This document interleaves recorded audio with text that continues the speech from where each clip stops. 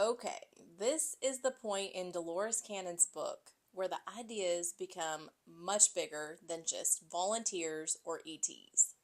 Because now we're getting into what she believed was actually happening to humanity and the planet itself. Not only spiritually, emotionally, and energetically, but also dimensionally.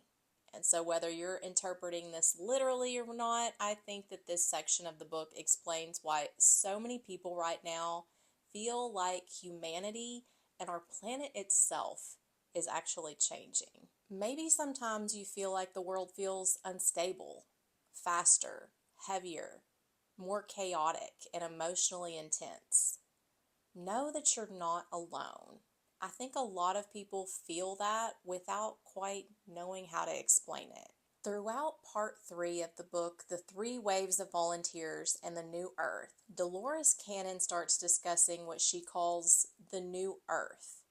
When you hear people talk about the New Earth, I've heard apocalyptic imagery like planets splitting open or even some kind of rapture situation. But that's not how Dolores described it at all. It's so much more nuanced than that, and certainly not something to be fearful of. Actually, this part filled me with a lot of hope.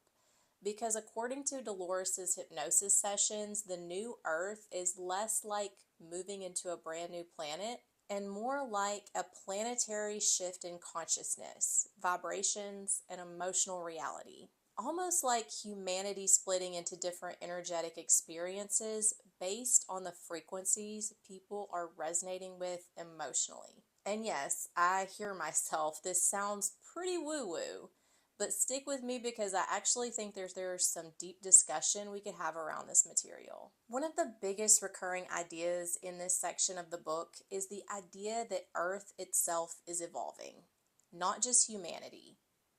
Dolores describes Earth almost like a living being, raising its own vibration, and according to the material, humanity has a choice in how we respond to that shift. The book constantly talks about living in fear versus love, chaos versus calmness, division versus connection, emotional density versus emotional healing. And I don't necessarily think this has to be interpreted as some magical separation event. So whether you interpret it as a groundbreaking physical separation or not, I think there's also a very real psychological interpretation. Because look around, we are seeing systems breaking down, emotional overwhelm, division, constant fear in the media, burnout, distrust, nervous system exhaustion, and people searching for deeper meaning.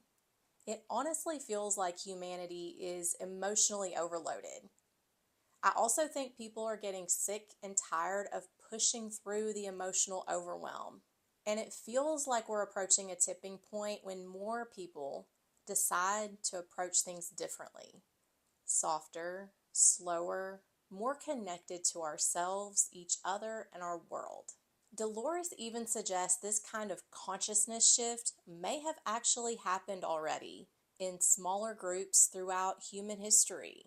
She specifically talks about civilizations like the Mayans and some Native American tribes who seem to mysteriously disappear. Now, obviously, mainstream history has its own explanations for this, but according to Dolores' hypnosis sessions, these groups didn't simply vanish. They became spiritually advanced enough to intentionally shift consciousness together into another dimensional state. And this is where Dolores connects it to the Mayan calendar ending in 2012.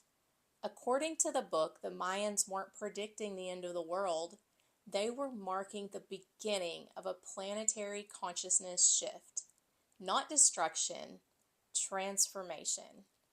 And what makes this especially interesting in Dolores' material is that she says this would supposedly be the first time an entire planet has ever gone through this kind of dimensional shift together. Not just in this universe, but across all universes. Which is honestly a pretty massive claim. But emotionally, this reframes humanity as living through an incredibly important transitional period instead of just random chaos. One thing Dolores repeatedly mentions is that many people already feel this shift happening physically.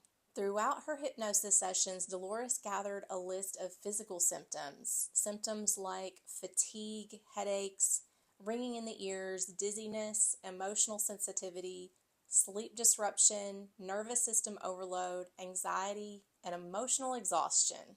If you're feeling any of these, it could be your body's way of preparing you for whatever comes next. Now, I'm not saying these symptoms automatically mean someone is ascending dimensions. First and foremost, I'm asking you to please take care of your health. Don't ignore any medical issues. I do think that symptoms are our body's way of signaling to us that it's time to rest and heal. It's time to slow down, take care of ourselves, each other, and our world. I think it's interesting that the book frames many of these experiences as our body struggling to adapt to increasing emotional and energetic intensity. Modern life alone can absolutely dysregulate the nervous system. We're constantly overstimulated. Phones, news, fear, stress, conflict, comparison, financial pressure, trauma. Human beings were not designed to process this much input 24/7. So even if someone completely removed or ignored the spiritual framing of the book, there's still something very real about the idea that humanity is emotionally overwhelmed right now. Another thing that really stood out to me was Dolores' discussion about time itself speeding up. The book references the Schumann resonance, which is basically the Earth's electromagnetic pulse, and suggests that Earth's frequency is increasing. Don't get it twisted, I'm not presenting this as scientific proof of a dimensional shift, but I think almost everybody can relate to the feeling that time feels different now. Everything just feels accelerated. And I think part of that is because we are consuming more information in one day than humans used to process in months. Our consciousness is overloaded. We're simply not meant to know everything. Where the book gets really interesting to me is when Dolores describes the split between the old Earth and the new Earth. Not necessarily as physical destruction, but as a difference in emotional and energetic reality. Those people who remain trapped in fear, greed, manipulation, hatred, domination, and emotional chaos will continue to experience that density, while those that are moving towards healing, compassion, awareness, calmness, emotional responsibility, and connection, they'll begin to experience a different emotional reality. And I'm already seeing that happening now. You can take two people in the exact same situation, and one person lives entirely in fear and outrage, while another creates peace internally despite external chaos. That doesn't mean difficult things aren't real, but our internal state absolutely shapes how we experience reality. This also reminded me of something Dolores discusses later in the book called Keepers of the Grid. This is a really fascinating group of people Dolores says incarnated to this planet for a mission different than the three waves of volunteers. According to one particular hypnosis session, there are certain people who feel deeply drawn towards crystals, sacred sites, nature, mountains, oceans, and earth energies because they supposedly came here to help stabilize or repair energetic grids connected to the planet itself. The book connects this to ideas about Atlantis, crystal technology, frequencies, and restoring balance to Earth. However you choose to interpret that, I think the deeper meaning here is really beautiful because at its core, it's about reconnecting humanity back to nature, back to balance, intention, healing, and simply the earth itself. Maybe you already feel this. Some places just feel emotionally heavy while others feel peaceful. Like, why do we automatically feel calmer when we stare out into a blissful sunset? Why do people feel calmer in forests, near oceans or mountains? Even without all the spiritual framework of this book, I can tell you definitively that modern humans are deeply disconnected from nature. What if an important part of healing ourselves also involves reconnecting with the earth?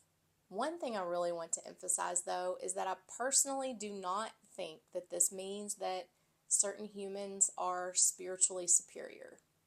I think spirituality can become really unhealthy when people start seeing themselves as chosen, enlightened, or simply better than others. To me, the deeper message is about emotional awareness and healing. Because honestly, hurt people hurt people. Fear, chaos, and anger can spread like wildfires, but calmness, compassion, and healing spread too. And I think love is powerful enough to wash away any fear. One thing I've repeatedly touched on is how people absolutely affect each other emotionally and energetically. But what about those people that stay living in fear? The book also discusses something called those left behind. And this section can sound pretty intense if you interpret it literally, but I think this can also be understood symbolically because there already are people who become deeply trapped in fear cycles, emotional rigidity, hatred, bitterness, and destruction. And if someone never becomes willing to self-reflect, heal, or grow emotionally, they remain stuck in that reality. That's very true psychologically. One of the most interesting parts of this section is the idea that the new earth may not even look dramatically different at first. The book describes it more like a shift in perception, consciousness, and emotional reality. A lighter experience, less density, less emotional heaviness, more connection, more awareness. And honestly, I think many people are already trying to move towards that now. I see people reconnecting with nature, questioning toxic systems, prioritizing healing, focusing on nervous system regulation, simplifying life, becoming more conscious of food, energy, emotions, and relationships. It's almost like people intuitively know something about modern life is unsustainable. Another thing that really resonated with me was the repeated message throughout the book that fear keeps people attached to chaos. Fear is a powerful emotional force. It can control and manipulate. Fear keeps people reactive. And I think one of the most important things we can do right now is learn how to stay grounded emotionally during uncertain times. Not numb out, not disconnect. We stay grounded because calm people help stabilize the other people, and that's real. At the end of the day, whether someone interprets Dolores Cannon's New Earth literally, or if you see it as more of a symbolic transformation of human consciousness, I think the deeper message keeps coming back to this. What kind of emotional reality are we creating, individually and collectively? Because maybe the shift isn't something that's happening to us, maybe it's something happening through each of us. And after finishing this section of the book, I started to realize something. Maybe the most important part of all of this isn't ETs or dimensions or even the new earth itself. Maybe the real question is, what kind of consciousness are we creating as humans? Because that might actually determine the future.